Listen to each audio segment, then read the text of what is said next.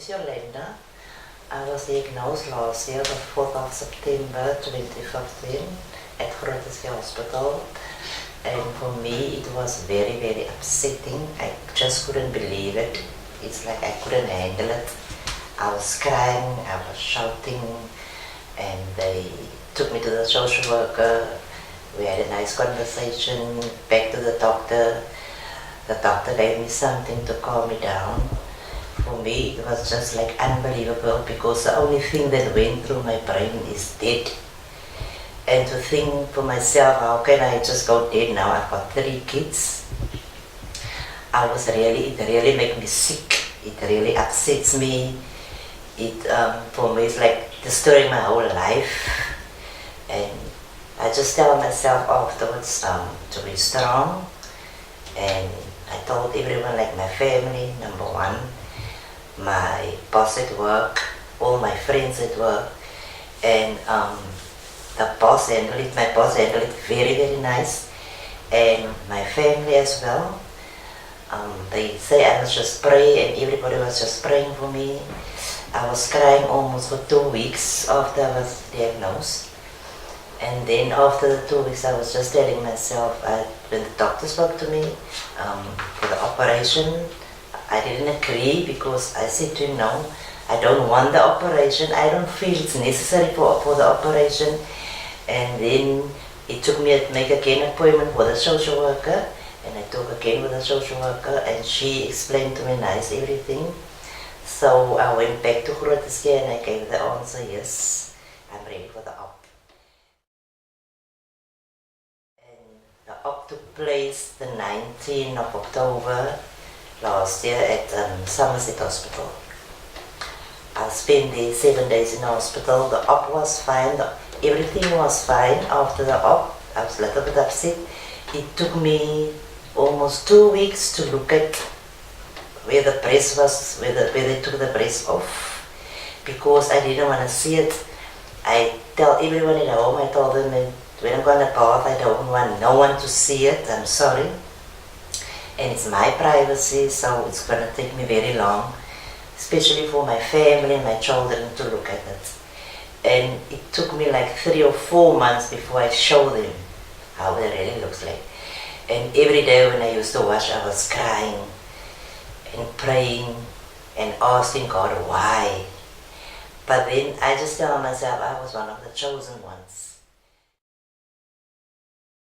And then my chemo starts the 25th of November last year.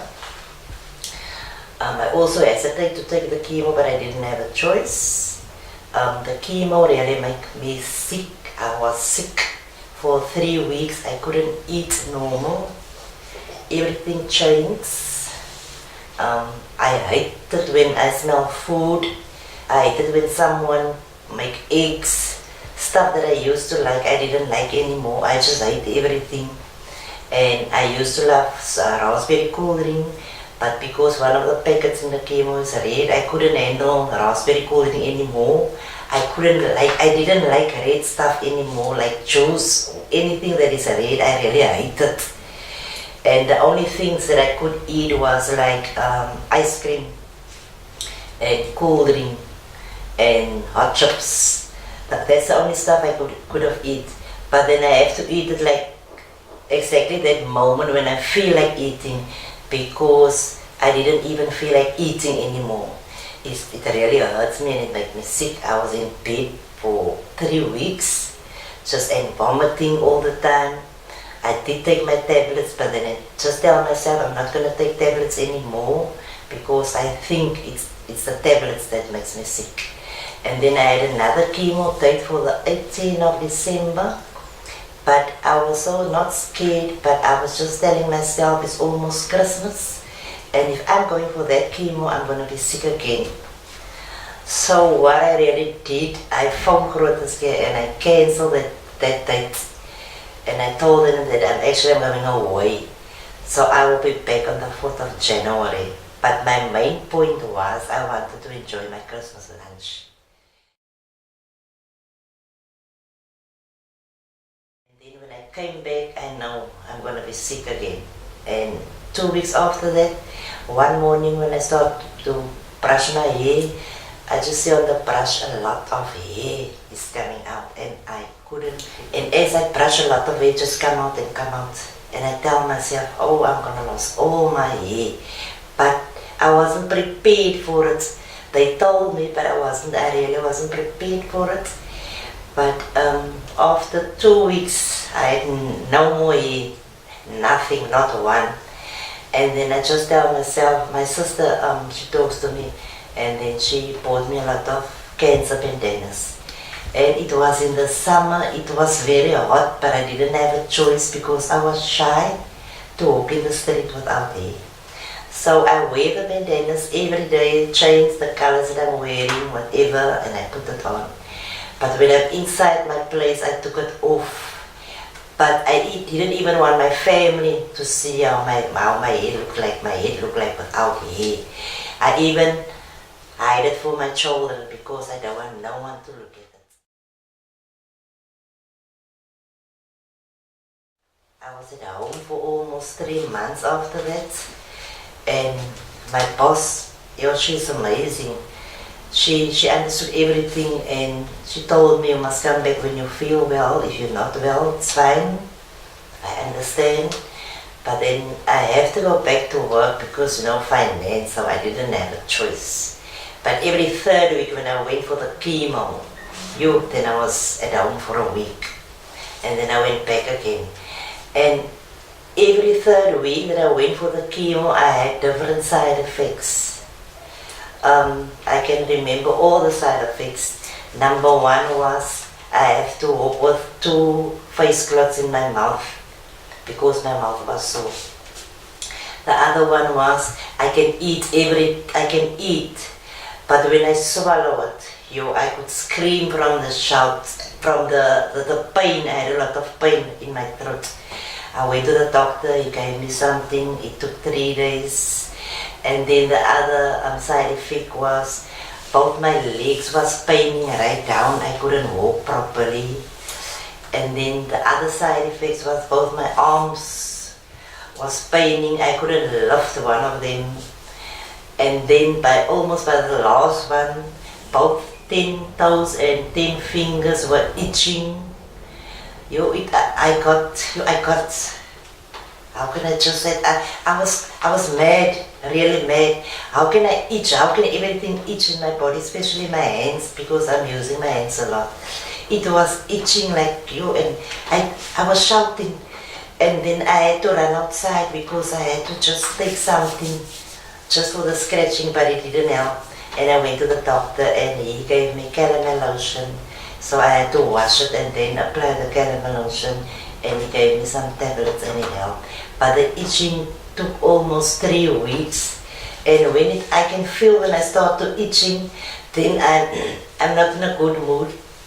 Everybody knows, they mustn't talk to me, they mustn't ask me nothing, they must just leave me, because the itching, I was itching like for 1 hour, and it happens every day, but there's a certain time, especially in the evening.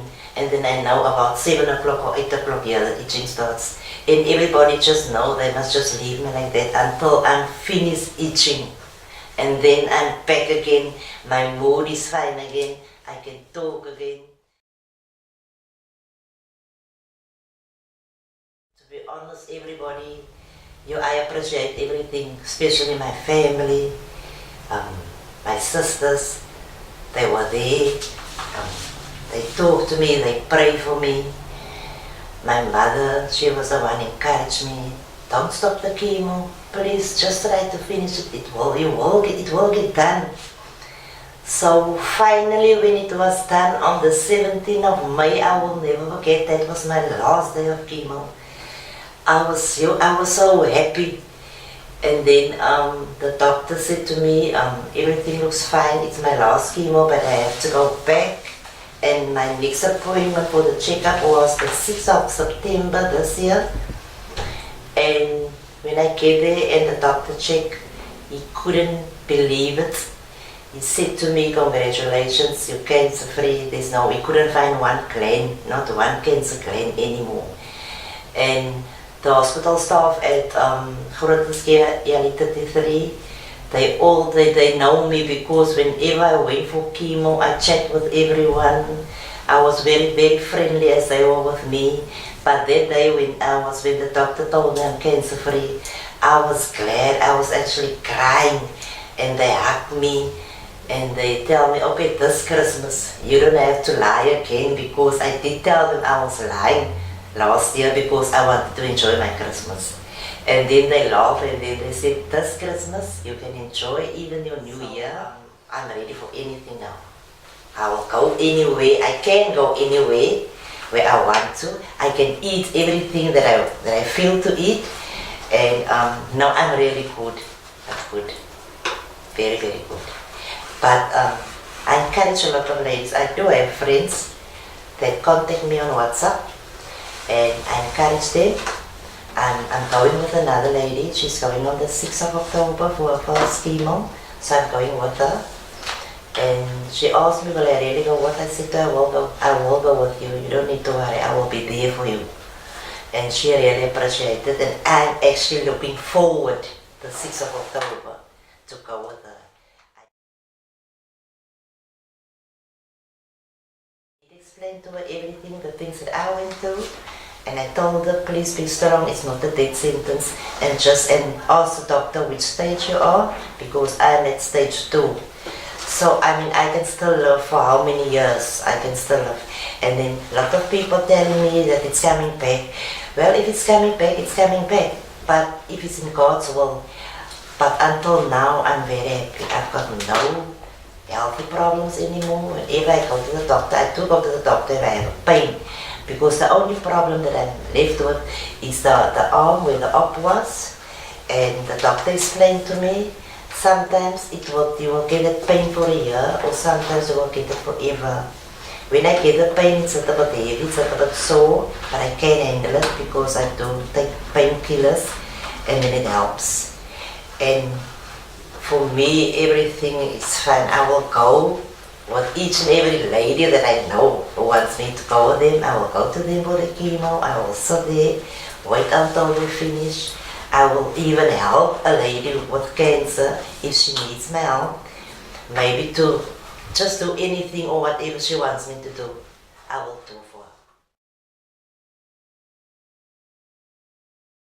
So my next checkup date is next year, March month, then I have to go back for a checkup. But I believe in God that I am healed. I'm healed because I feel good. Everything is back to normal. My hair started to growing back. It's just a little bit short, but I will walk in the street like this because I like the way it is. But my family tell me you must just let your hair grow longer, which I will. But at least my hair did grow. And I want also to encourage other ladies. It's if you heard about cancer, it's not a death sentence. I went through a lot of stuff. I had other problems as well, but I was just telling myself, I will get it done. It must be over. And for those few months, I was just praying a lot, every day, every afternoon, every evening, ask God. And for me, it's amazing. Really, I'm good and healthy.